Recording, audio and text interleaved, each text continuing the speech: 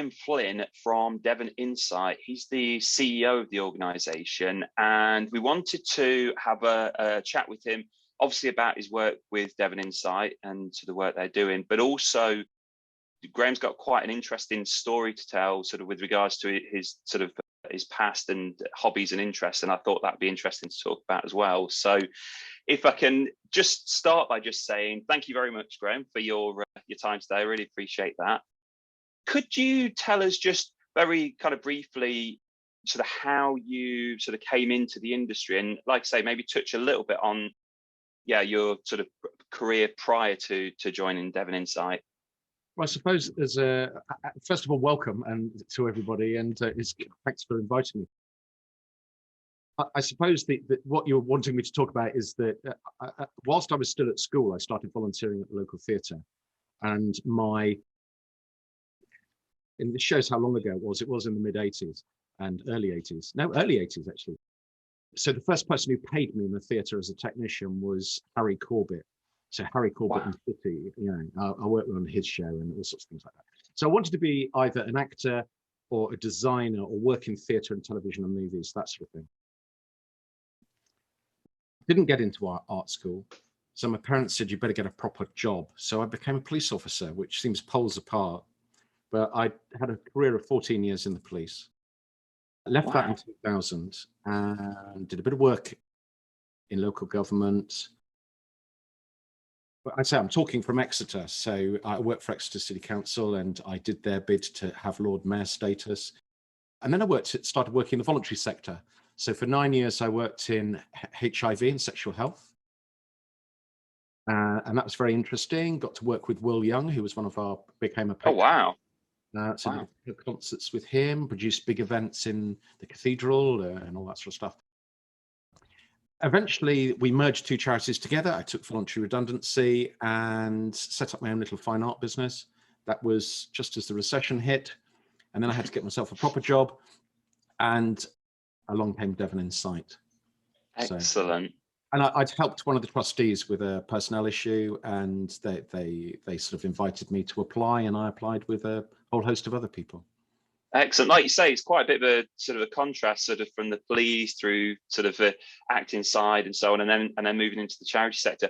Does the work that you're doing at Devon Insight, was there any kind of sort of similarities when you were working with the HIV charity? Was there a similar sort of thing there, or is it completely different? Yeah, let's just go back a step. I think what you were angling at is, why do you end up in the voluntary sector when you've worked in all these sort of creative things? I think the voluntary sector is a hotbed of creativity, but the one common denominator with everything that I've done career-wise has been people. Mm-hmm. You're working with people, and it's people's issues, people's problems. It's about sharing information. It's about communication. So the big thing, I was an operations manager for the HIV charity. So again, it's sharing information.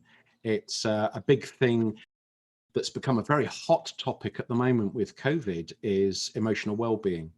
Now, with patients who have HIV, particularly if we're going back to the early 90s, a lot of patients were still dying. There was a lot of stigma around it. There's still a degree of stigma with sight loss. So to me, there's an awful lot of things which are very, very similar. And my role is, of course, I'm here to manage the charity. I don't do all of the frontline work. I have a team of staff that do that and volunteers. I suppose where I come from is managing a group of people. So that's I'm recruited for my skills of that. And also a lot of visual stuff. I have an interest in graphic design and all that sort of thing. So we produce all our newsletters in-house. We do the newsletter, our website in-house as well. So that, it's all those sorts of skills. But I always think you're learning all the time. Yeah, absolutely. And the thing is, even sort of in the period of time that you've been in this sort of industry, things are changing all the time. You mentioned there about sort of stigmas, and I think that's the thing. I kind of get the impression that we're maybe heading in the right direction, because obviously sort of mainstream technology, and so when you're out and about, there's a lot of kind of things that have changed to make life easier for people that are sight impaired. I saw a video the other day that was really sweet. A 10-year-old, she's just started a YouTube channel, and she's just going sort of through the basics, but she was talking about things like the sort of the bumps that they put on the floor, and things like on the traffic lights, having the spinny things underneath so that people know, yeah, when they can cross the road and so on. So I think it's always kind of heading in the right direction, but I think you're right there. And I think also, I think part of the issue is, so for the elderly, sort of regarding stigma, yeah, they've maybe got more of a hang up, if you like, with connecting with local organisations and charity, because they may be in denial. Whereas I think sort of the younger audience, I think, especially we spoke very briefly before about things like social media, and I think younger people, they're more willing to connect with societies. And let me share something with you. I think the average age of my clients is 86. Wow. Yep. Average age. So the majority of clients that we deal with as a sight loss association, people with acquired sight loss. So these are people who have had a working career, families, all that sort of stuff. They've been interacting with society and then hit a certain age. And of course, the most common sight loss condition in the UK, 70% of sight loss, is age-related macular degeneration, where there's central vision loss. Now, if I think about myself for a minute here, I'm 53. When I was at school, I think there was only something like a maths class at A level where having access to computers. When I was going to work, when I was a police officer, I joined the police in 87. We had the old DOS computers, black screen, yellow, green lettering. We didn't have the sort of Windows operating systems and the modern stuff until the late 90s. Yeah. So you've got a whole generation of people who have no knowledge of computers, have never used a smartphone. Now, I've noticed a big shift. I've been here 8 years. If you go back 5 or 6 years when we were first talking about equipment like yours, screen readers with talking capabilities, the applications available on smartphones and things, we had clients who were very, very anti it. One of the good things when we talk about, when we talk about in the future, when we look back at the COVID time, I think one of the good things is that we have managed to connect people with their families and friends from their home. Yeah. And I think that's a massive thing. There's still going to be reluctance. My mum, who's only in her mid-70s, still will not get onto a Zoom meeting with me. And yet she moans every time she hasn't seen me. I'm saying, Mum, you've got a computer. Let's just give it a go. Now, the thing is that we had a bit of resistance with the staff right at the beginning about holding Zoom meetings. From the first one, when everybody's talking over everybody, and, when you've got a big group of people, it's hard, but you learn an etiquette, about everybody going on to mute, so you're not talking over each other and all that sort of stuff, putting your hand up when you want to speak. And I think with time, we've managed to use it as a tool, but I don't think we can replace. And the big thing for me, and I suppose my argument with everybody at the moment about service development and looking at the future, the best work that we do as a charity is face-to-face. Absolutely, yeah. And that's the big difference between us as a sight loss association and a lot of the nationals. A lot of the nationals have moved over to telephone support, online support, Facebook groups, that sort of thing. Now, my view is that we should still be interacting as human beings. I can see that there are people going stir crazy, and I see it in my staff, I see it in clients who have not been out of their houses or are now not going out and running community events and things, but are sitting at a computer screen all day. It's not what the human condition is or should be. Absolutely, yeah. So my view is that Zoom has its place, but it cannot take over from one-to-one or group interaction. Absolutely. Me on my pedestal here. But I also think that we do need to adopt technology. And I think what's very interesting is the character traits you get with clients, that there will always be people in a room who are totally adverse or will not engage with anything to do with technology. And yet there are others who embrace it. And that peer support is really interesting. Up until COVID, so end of February last year, we were still running community groups where we'd have guest speakers and we'd have people like yourselves come and demonstrate equipment. And that all stopped. Yeah, yeah. I really want to get back into that thing where we're speaking as human beings face to face. I think it's so important because it's, like you say, I mean, one of the silver linings that's sort of come of all this is the fact that I think there's people that are using video technology that weren't before, so that's kind of good. But like you say, you've got to be kind of accepting of that. But ultimately, we're kind of social creatures, so sort of we've almost gone from one extreme to the other. So, you know, we would, prior to COVID, if people were active on things like social media, we'd be connecting with, tens of thousands of people potentially. And I think sort of, not an anthropologist or anything, but I think, you know, most humans, I think we were kind of, used to dealing with, I don't know, 100 people, 150 people. So that the whole sort of social media and sort of virtual connection with people was just kind of like blown like out of proportion, and it's caused all kind of problems. But I think, what's interesting is innovation. Out of adversity comes innovation. So one of the things we did was we stopped our group meetings in the community, but what we did was we replaced it with a telephone-based service, so people can dial in from home and hear guest speakers talk about their work.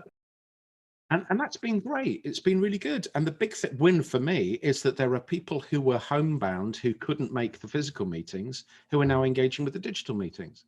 Yes. That's great. Yeah. So, you know, there are things that we're now working into our future moving forward. Yeah, excellent. And can you tell me a little bit more about, because I know every society works in a different way, but do you have like a sort of like a resource center, or where somebody can come and actually physically, so when we're allowed to come and see kind of daily living aids and equipment and so on? We used to. We took the decision to close our big resource center because they're just very, very expensive to operate. And we found that people weren't coming to them.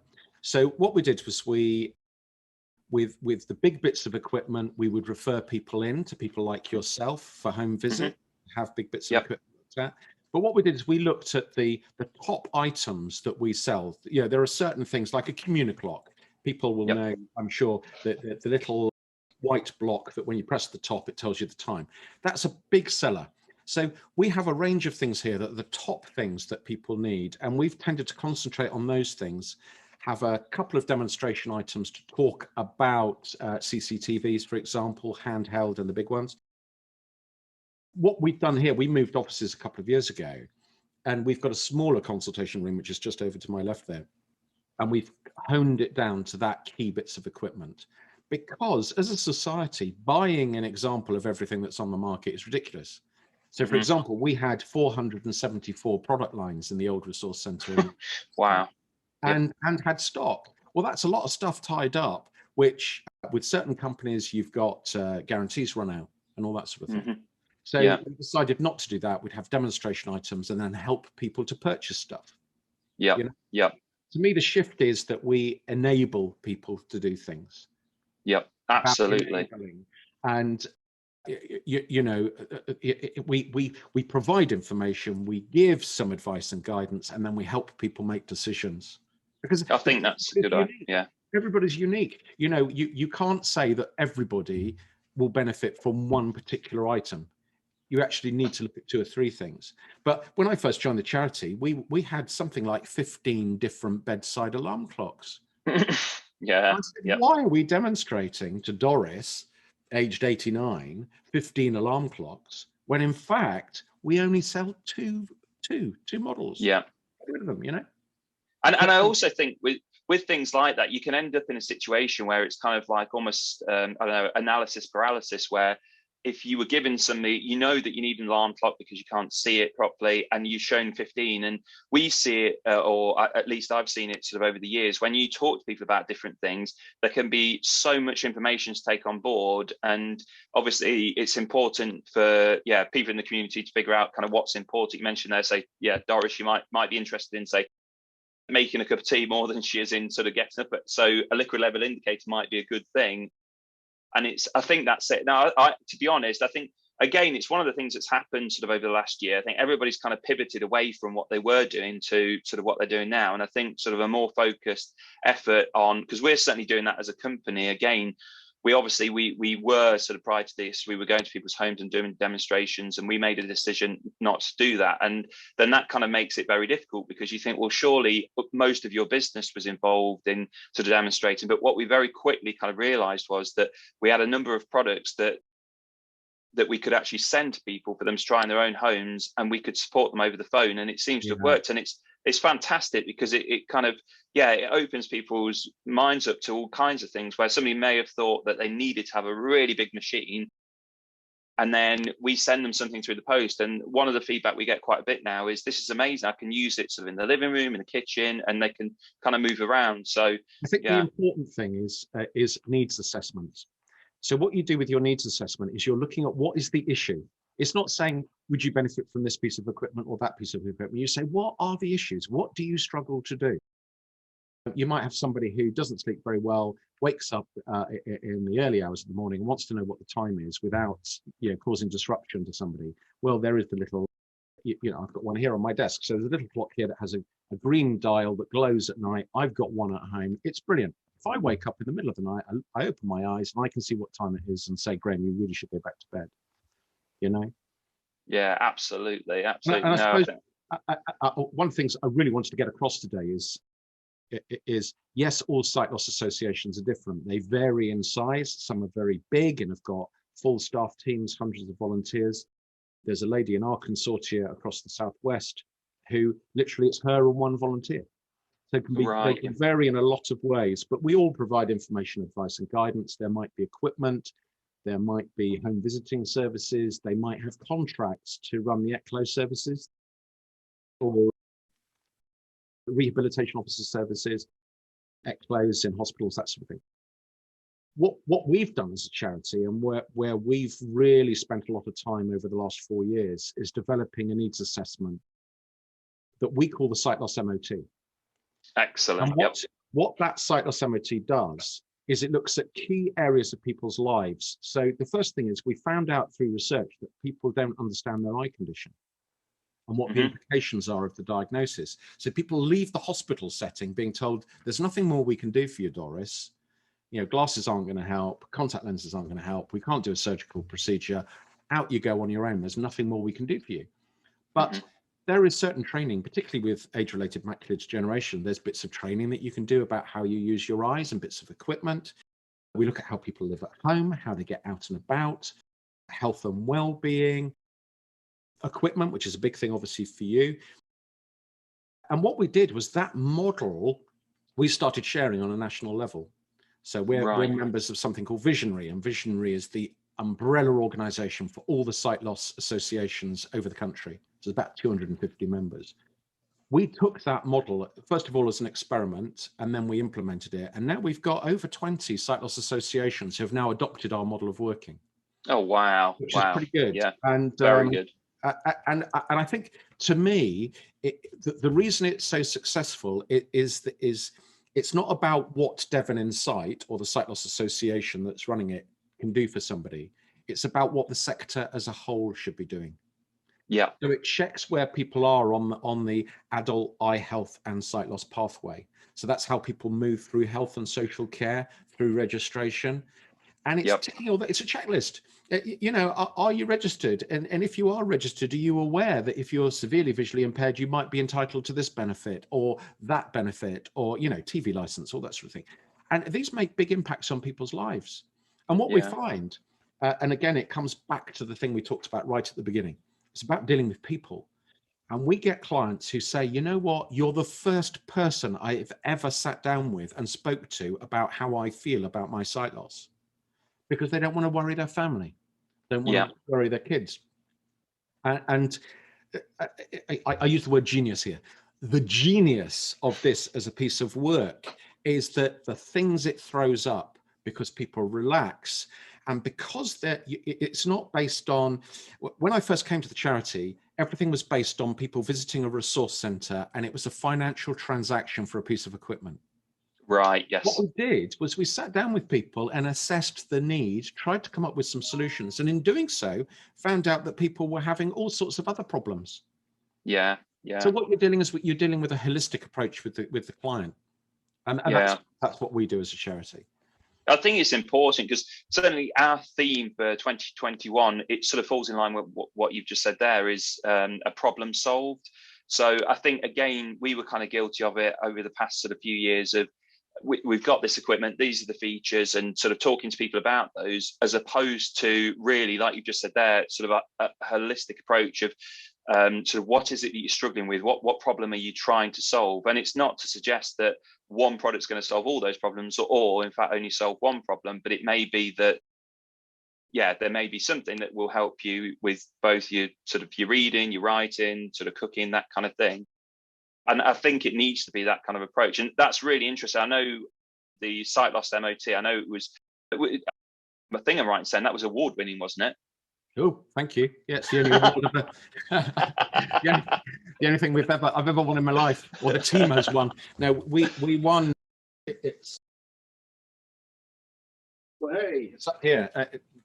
Oh, very nice. Right, so that's our Visionary Award for inspirational service delivery, and it seems amazing that we won that in November 2017, and I'm thinking, when did that all happen? But for me, what's lovely is when you win something that has been voted for by your peers. Yes, yeah, absolutely. And again, yeah.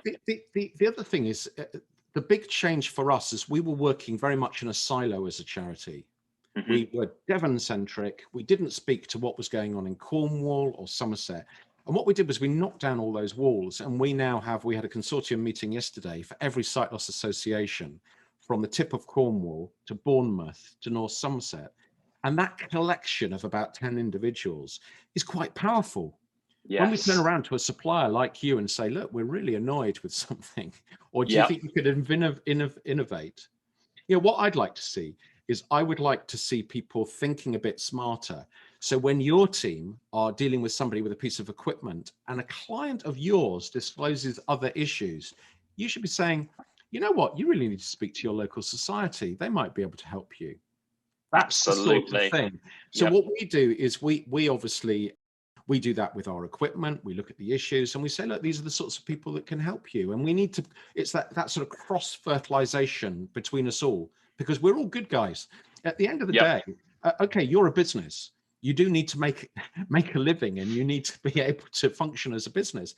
But your aim is to support people to live good, healthy lives. Yeah, absolutely. You know? And that's one of the that's one of the things here. And what I hear from clients all the time, and it might be, you mentioned liquid level indicator. If somebody hasn't interacted with the local sensory team, with a rehabilitation officer, they're not going to even have heard of a liquid level indicator. So every time they're making a hot drink, or they stop making a hot drink. Mm-hmm. So what we're doing is, these little bits of equipment that cost a tenner are actually really make a big difference, like bump-ons on your cooker, so you know you've turned it properly. You know, little things like that. A bump-on on number 5 on your phone, so that you can navigate the keypad. Little tiny, I mean, how much does that cost? 2p. But you know, so there's a whole gambit of little things, little differences, going right up to, I despair when I hear that people are no longer able to read. Mm-hmm, mm-hmm. And you know, I think it's 7 out of 10 people, I can't remember the exact statistic, but 7 out of 10 people who attend a low vision appointment, all they need is better lighting. Yeah. You know, I really despair of that. Why isn't that the first thing that, when we're talking to people, particularly with age-related macular degeneration, let's get some better lighting, task lighting. It amazes me. You'll sit next to Doris, put a lamp on the table and some reading material, lower the lamp below her eye level, and put it on the page. But when you halve the distance of a lamp to a piece of reading material, you get 4 times the light coming off the page. Yes. Okay? Yep. Well, that's the same thing that your digital equipment does. It puts light onto the source. You know, it's not always about making things bigger. I think people get big hang-ups about making things as big as possible. Well, if you make it big, you lose the field of vision. So, so I just think that we all need to work together, and I think we're all good guys, really. I'd like to think. And what it does require is, it requires clients. I'll share something very personal with you. My little brother is an alcoholic, and he's reaching the end of his life now. He's 49. very, very bad way. But what he's never done is accept the condition that he's had for the last 30 years. We've put all sorts of help and advice to him as a family, but he's never got himself into that mindset of actually acceptance and saying, can you please help? And I suppose my appeal, feeling quite emotional about this, my appeal to people is, you've got your diagnosis, and that we as a sector can help you adapt to a new lifestyle. And we're all there to help, and we can come up with some ideas. We're never going to wave a magic wand and go, bing, Doris, there's your eyesight back. But we can go, Doris, with lighting, with a piece of equipment, we can make a difference. And you can, the question in a low vision assessment really is, what is it that you used to do that you can't do anymore? Correct. When I hear that somebody says, well, I used to love reading, but I don't read anymore. Well, let's look at ways we can illuminate that book or magnify it, or we can use speech software, or we can look at audiobooks. So there are a host of little things that we can do. And the people now, we've got a little grant recently, and we've been sending out free USB players and introducing people to talking books. And the response has been amazing. There are people who haven't listened to a book or read for 10 years. Who are suddenly going, oh, wow, I'm listening to the latest book by, Richard Osman, The Thursday Murder Club or something. Brilliant. Absolutely brilliant. I think that's it. And you mentioned it there. And again, I think sort of as an industry, we're kind of guilty of this as well, of kind of operating in silos. So again, as part of the sort of work that we're doing this year, and obviously our hands were kind of forced with regards to the situation that we're in, but what we're finding through sort of social media is that we're finding a lot of people, our reach is far greater than it ever has been. And we're reaching a lot of kind of what I always say, friends, relatives and neighbours of people that have got sight loss, and they kind of come across, kind of devices, or like say, even just things like the liquid level indicators. But I think all too often there's kind of this thing of assumptive knowledge. I think it happens throughout life. You kind of assume, like there was something the other day that my wife was stuck with her iPad. It's like, well, all you need to do is do this. Like, did you not know that kind of thing? It's like, well, no, I didn't know that. Now I do know that. And it's, you kind of, I think even though we're kind of for profit, I think there has to be like an altruistic kind of approach and really kind of think, what can we do that's going to kind of help this person? But I think that's one of the biggest things that I found sort of during this period. I mean, it's a common thing that we'll get when we're talking to people is, wow, why have I never been told about this kind of equipment? And when you talk to them and you realize the pathways they've gone through, you think, wow. I mean, but it could be like in your brother's situation, it could be that they maybe have been shown, but they've not been accepting of it. Like, I would never need a brighter light.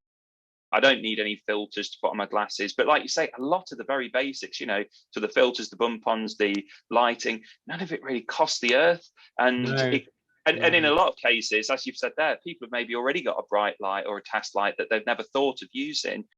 And I think it can make such a difference to somebody's life. The other thing is it's using stuff correctly. So we'll get people who say, I'll say, have you got lighting to read your book? And they'll say, oh, I've got a standard lamp that belonged to my gran from the 50s that's over the back of my chair. Well, that lighting is totally ineffective. And that's why you've got to sit up to a table or have a lamp with a bendy neck that goes next to your book. It's about the correct use of it. Yep. And I suppose the thing, if you're looking at a USP for what we do, it's making time to go through this stuff. It's about making time. And being open to people returning to ask again. I think that's a thing for companies, for business to learn, is it's not just about the sale of an item, it's about the after sales. It's about when Doris rings you up and says, I've got my Optelec bells and whistles thing.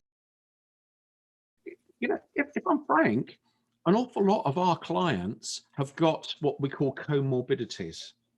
So you've got other health conditions. So they might not be very mobile. They might have cognitive issues. They might have been injured, which is the reason why they've got the sight loss. So there are other things. And over a certain age, and I'm beginning to feel it now, as you get older, you're a bit slower at doing stuff. Now, if you compare me at 53 with an 18-year-olds and kids, I see kids now with little computer games and iPads and stuff. There are literally kids that are toddlers, not, just beginning to walk, who are zooming around on this stuff. And that's because of the way our brains are wired.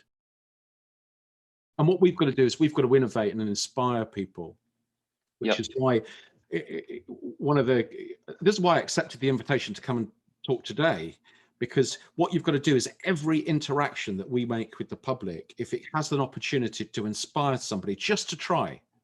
Yes. Yeah. No, it's like a box of chocolates. Oh, I never eat the orange one. I remember I had an orange chocolate years ago. I never eat that. But you go, well, try it. And yeah, orange smart. There you go, orange Smarties. You know, orange Smarties taste different to the rest of them. You've just got to get that person to take the orange Smartie and go, oh, Yeah. Oh, great, that's excellent. Absolutely, absolutely. Smart.